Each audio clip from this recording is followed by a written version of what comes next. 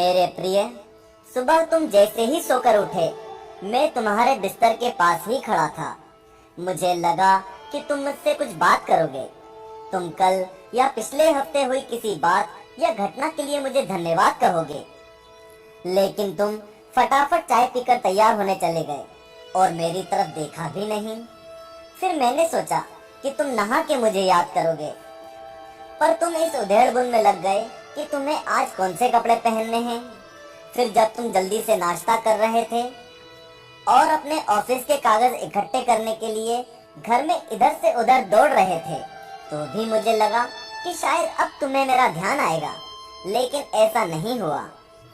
फिर जब तुमने ऑफिस जाने के लिए ट्रेन पकड़ी, तो मैं समझा कि इस खाली समय का उपयोग तुम मुझसे बातचीत करने में करोगे, पर तुमने थोड़ी देर पेपर पढ़ा और फिर खेलने लग गए अपने मोबाइल में, और मैं खड़ा का खड़ा ही रह गया। मैं तुम्हें बताना चाहता था कि दिन का कुछ हिस्सा मेरे साथ बिताकर तो देखो, तुम्हारे काम और भी अच्छी तरह से होने लगेंगे, लेकिन तुमने मुझसे बात ही नहीं की। एक मौका ऐसा भी आया जब तुम बिल्कुल खाली थे और कुर्सी पर पूरे 15 मिनट यूं ही बैठे रहे, लेकिन तब भी तुम्हें मेरा ध्यान नहीं आया। दोपहर के खाने के वक्त जब तुम इधर उधर देख रहे थे, तो भी मुझे लगा कि खाना खाने से पहले तुम एक पल के लिए मेरे बारे में सोचोगे, लेकिन ऐसा नहीं हुआ। दिन का अब भी काफी समय बचा था। मुझे लगा कि शायद इस बचे समय में हमारी बात हो जाएगी, लेकिन घर पहुंचने के बाद तुम रोजमर्रा के कामों में व्यस्त हो गए।